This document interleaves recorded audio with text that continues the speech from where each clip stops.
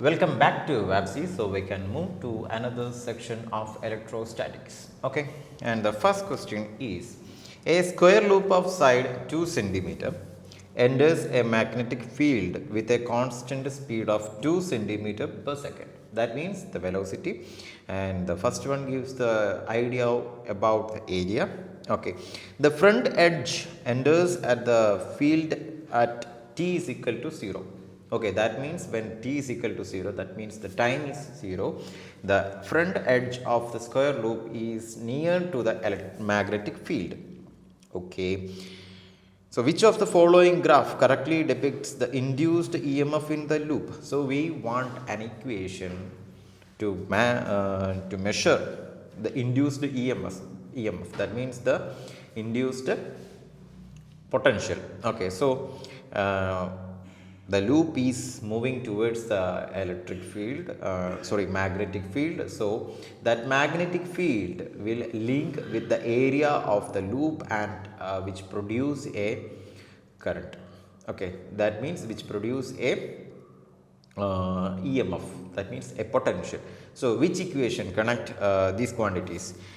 EMF I will denote the EMF as E, that E is equal to minus BLV.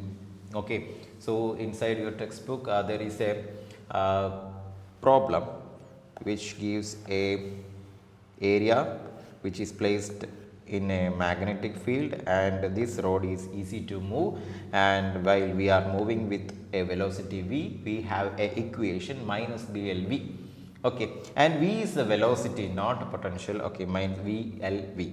Okay, by using this formula, the velocity is constant throughout the motion and the velocity is 2 centimeter per second. We can change the unit of velocity into meter per second, that is 0.02 meter per second. That means 2 into 10 raised to minus 2 meter per second. And what is L in here? L is square loop of side length 2 centimeter, 2 into 10 raised to minus 2 meter. And what is B in here? B is magnetic field, and phi is 0.5 Tesla. Okay, so 2 into 4, 4 into 0.5 is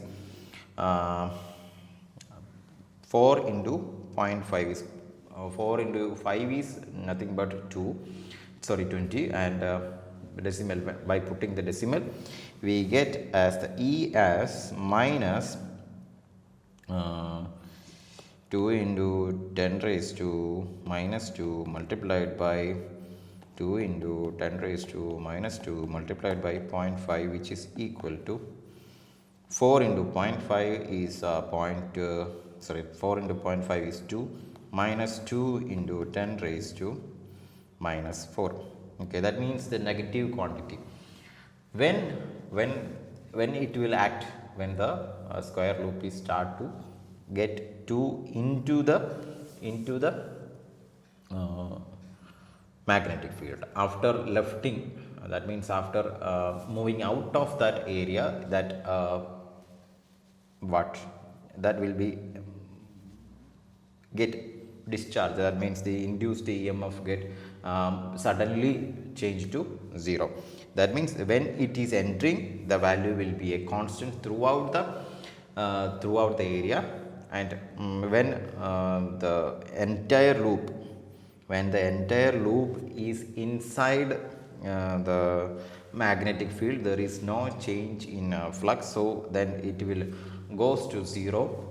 Okay, so after go to the 0, the loop is started to get out of the field, then a positive flux change will be there. So first of all it shows a negative EMF, and then it will show a positive EMF. So option C is option B is the correct answer, and some people will like to put option A as the correct answer. That means when they will think that the loop is entering, when the loop is entering the magnetic field, the area is linearly increasing.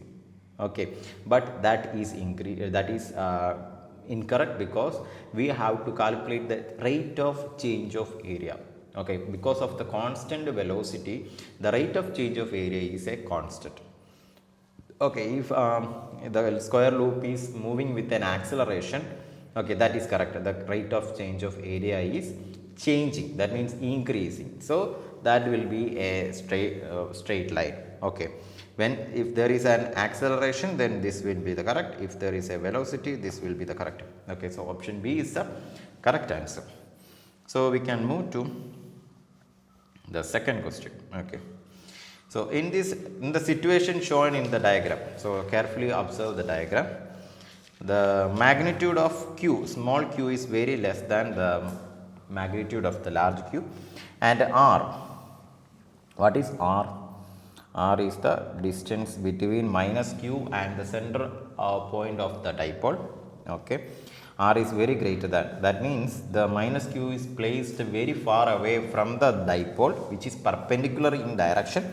Okay, the net force on the free charge minus q and the net torque on it about O at the instant shown are respective. So we need to calculate the net force and torque on the minus q. So what is force in here? What is force in electrostatics?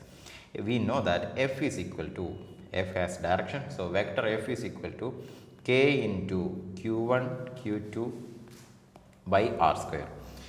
See, all the terms as in R cube also.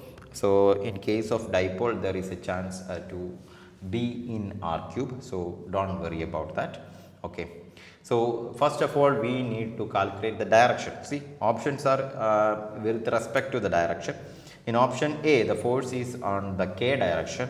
In option B is on the I direction. So option D is on the K direction. So I can define the direction as this is I, and this is J, and this is K.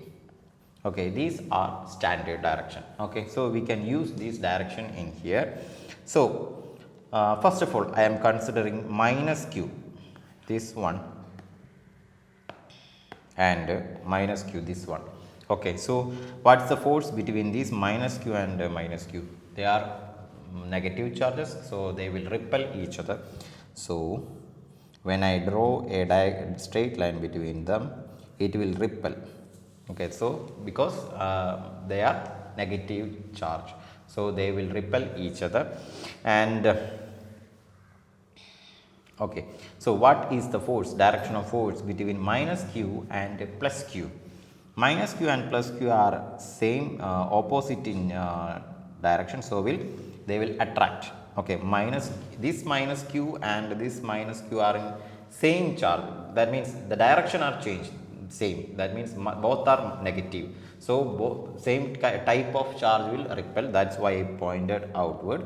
And this minus q and this plus q, they are in opposite in direction, that means the charge are in opposite, so opposite charge get attract, so the force is towards this.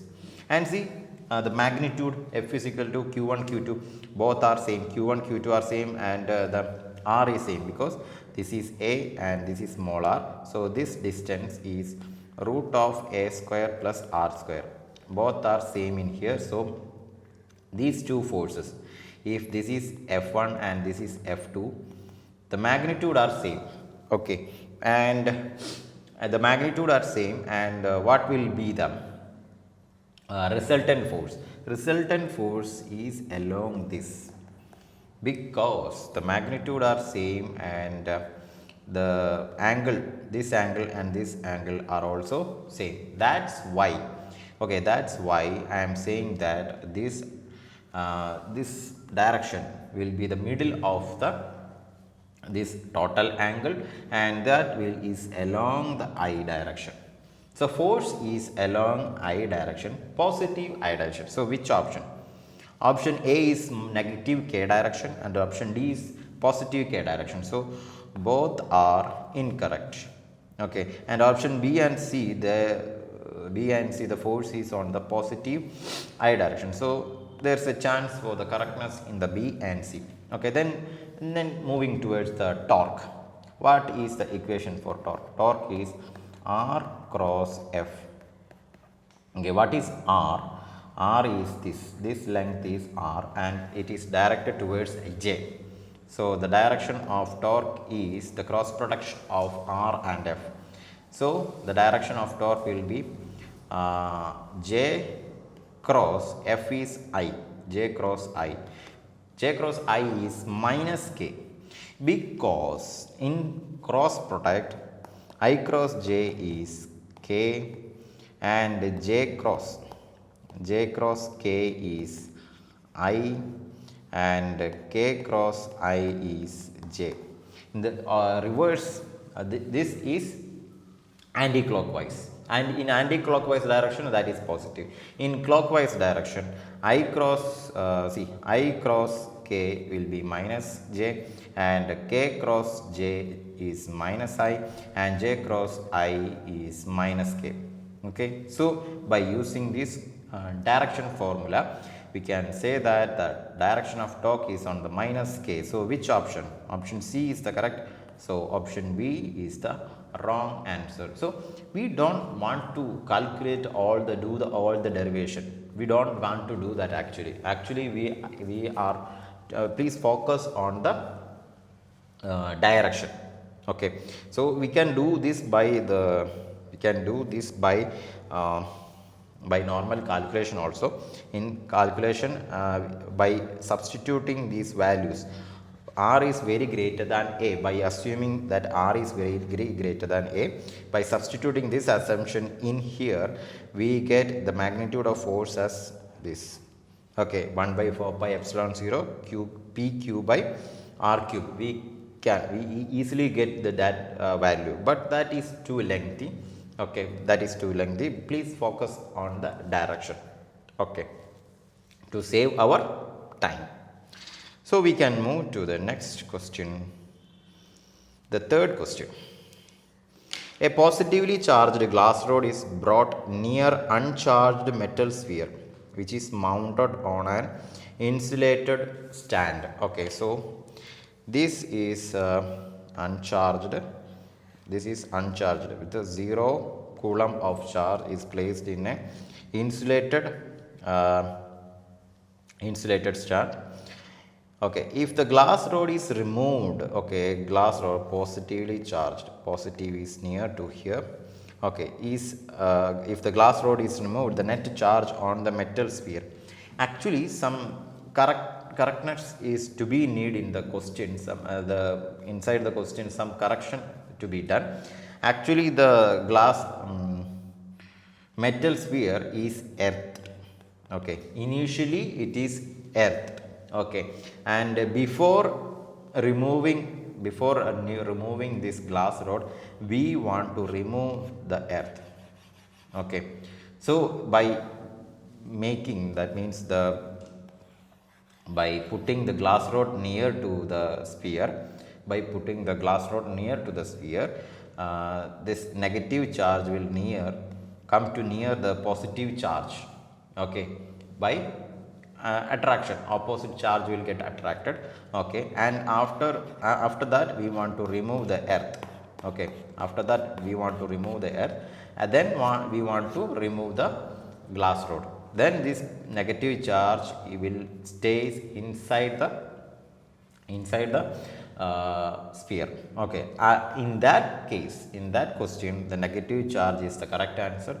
But if the earth wire is not connected, initially earth wire is not connected, from where this negative charge can come? After removing the positive charge, after placing this positive charge, negative charge will come here and positive charge will here, and after removing the positive rod, they will get neutralized and there is no net charge will be 0. Okay, so if the sphere is connected by the earth initially, and before removing the rod, the earth should be cut off, and in that case the charge will be negative charge, or the answer will be 0. Okay, for this question the answer is 0, but But the question is like this: when the sphere is connected by the earth, and then before removing the glass rod, we want to remove the earth line, then the answer will be negative. Okay, so we can move to the fourth question. A parallel plate capacitor C1 with a dielectric slab in between its plates is connected to a battery. Okay, so this is a capacitor and a dielectric constant. A slab of dielectric constant is placed inside it. It has a potential, and at this time it is C1, and this is connected to a battery of potential V1. It has a potential difference V1 across its plates. When the dielectric slab is removed, keeping the capacitor connected to the battery, the battery is still working in here, and we have to remove this dielectric slab. The new capacitance and the potential difference are C2 and V2 respectively. Then, okay, the new capacitance is C2 and the new potential is V2. See, what is the equation for the capacitance? Capacitance is equal to epsilon 0 A by D. Okay, if there is no dielectric constant. If there is a dielectric constant, capacitance is equal to K epsilon 0 A by D. So, capacitance will get decreased. So, C2 is lesser than C1. C2 is lesser than C1. So, which options are correct? Option A and option B are seems to be correct. Okay, and what happens to the voltage? Since before and after the capacitor is connected to the same voltage source, so V1 equal to V2. So, option B is the correct, option A is wrong, because see, the capacitor is not changing from the source. Okay, the batteries, the same battery is used to charge the capacitor. So, V1 is equal to V2. So, we can move to the fifth question.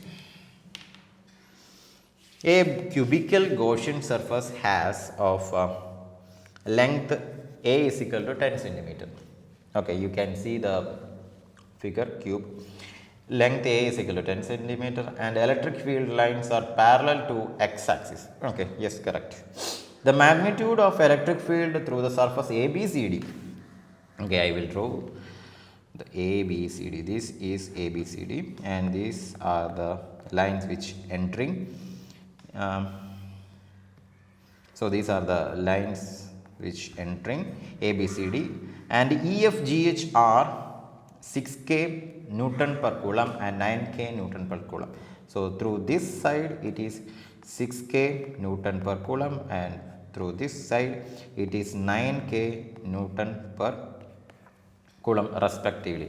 Then the total charge enclosed, so we have to calculate the total charge enclosed by this cube. Okay, so there is a change in field lines which is going out and coming in. Okay, so what's the change in field lines? What's the change in flux? The change in flux is 3K Newton per coulomb. Okay, so change in field lines, that means the change in electric field, that is the change in field lines, that means the change in electric field, that means the electric field inside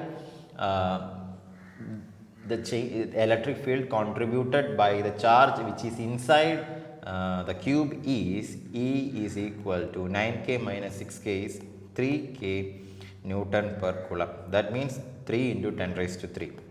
3 into 10 raised to 3 Newton per coulomb is the electric field given by the charge inside. Okay, so we have electric field and we have to calculate the charge. So how we can connect the electric field with the charge? Yes, we know that flux is what? What's the equation for flux? Q by epsilon 0. So what is Q? Flux into epsilon 0. Before going to that, we have to calculate the flux. We have the electric field. So what is flux? Electric field dot product with the area. And what is area? 10 centimeter, cube of 10 centimeter, side 10 centimeter. So what is area? 10 centimeter into 10 centimeter. That means 0.1 meter into 0.1 meter. That is 0.01 meter square. So the area is 0.1 meter into 0.1 meter, which is equal to 0.01 meter square. The area is 0.01 meter square. So the flux is 3 into 10 raised to 3 multiplied by 0.01, that is 30. The flux is 30. Okay. Area is meter square and electric field is Newton per coulomb. Newton meter square per coulomb is the unit of flux, and then flux is multiplied by epsilon 0. So Q is equal to, total charge Q is equal to 30 is multiplied by, what is the value of epsilon 0? Approximately is 8.8 into 10 raised to minus 12. Okay. So 3 into 8 is 24, and 0.8 we can say that approximately we can add 3. So 3 into 8.8 is approximately 27. Okay. And multiplied by a 0 into 10 raised to minus 12. Okay. So what are the options in here? Okay, options are in a nano coulomb. Okay, nano coulomb, that means 10 raised to minus 9. So we need to change, which is equal to 0.27 into 10 raised to minus 9 coulomb. That is equal to 0.27 nano coulomb. Okay. So which option is the correct? 0.27 nano coulomb. Option B is the correct, and option C is minus. Why the answer is not in negative side? Okay, because the change in electric field is a positive. The leaving electric field is 9K. Okay, and the incoming electric field is 6K. So that the difference is 3K. Okay.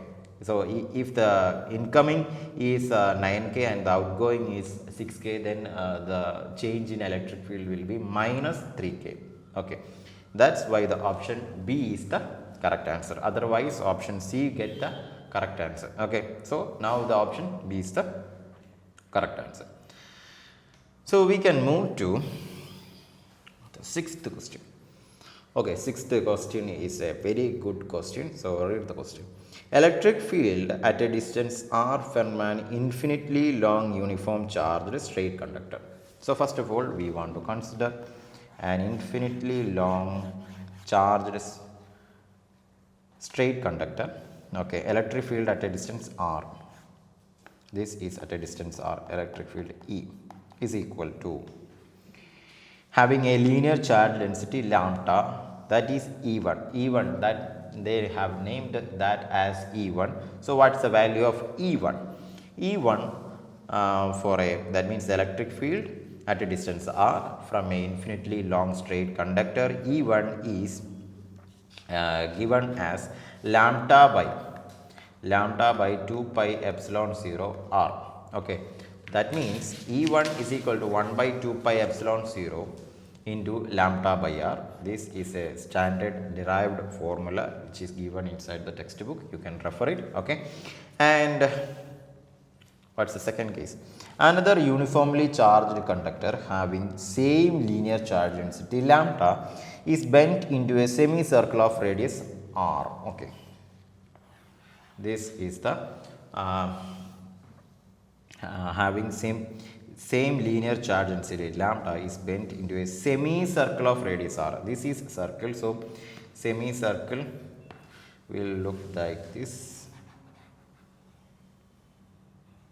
Okay, and radius r, this is radius r. Okay, the electric field at its center is minus E2. The electric field is minus E2. Okay, so what is E2? E2 is minus of E, electric field at the center. Okay, what is the electric field? What is the equation for electric field at the center? E is equal to minus 1 by 4 pi epsilon 0 to lambda by r. Okay, this is the equation for the electric field inside at the center of a semicircle. A semicircle of line which have a uniform charge density as lambda, that is lambda, the electric field is minus 1 by 4 pi epsilon 0 into 2 lambda by r. Okay. So how we can connect? So what's the value of E2? E2 is minus of this E, minus 1 by 4 pi epsilon 0 2 lambda by r. Okay. So E2 is equal to 2, we can cut a 2 from both. So 1 by 2 pi epsilon 0 and minus will be cancelled each other. So 1 by 2 pi epsilon 0 into lambda by r. Okay. So what is E1? E1 is lambda by 2 pi epsilon 0 r, and what is E2? 1 by 2 pi epsilon 0 lambda by r. So E1 is equal to E2. Which option is the correct one? Option A, E1 equal to E2 is the correct option. Okay. So can we move to the next question? Yes.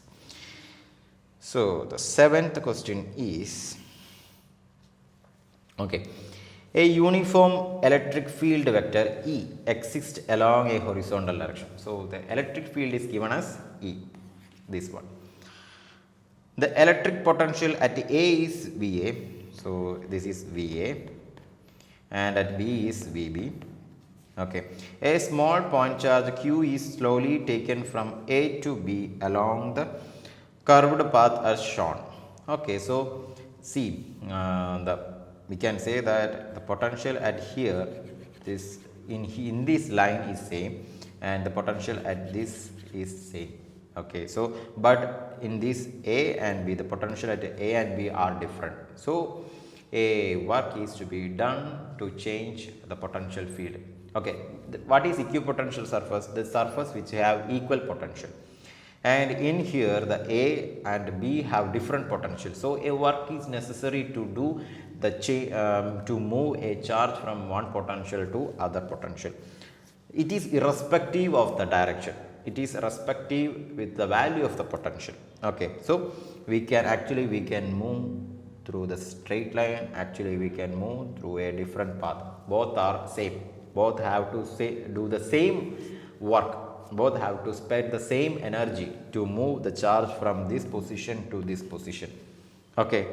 So I am saying that V is the final potential minus VA is the initial potential. Okay. Change in potential, that is equal to Q into, that means the magnitude, minus Q is actually a small point charge Q is slowly, so not minus Q, so plus Q into electric field. Okay. Into electric field. So Q is changed through this direction. So that change in potential is equal to E into minus E into X. X is the distance moved, and E is the electric field. Okay. Equation for the electric field is 1 by 4 pi epsilon 0 Q by R square. Okay. In order to get the potential, we want to multiply with the charge and divide by multiply with the distance. Then it will gives what? Q1 Q2 by Q by R. Okay. In order to get the potential from the electric field, actually it is by electric field is proportional to Q by R square, and it is multiplied by a distance.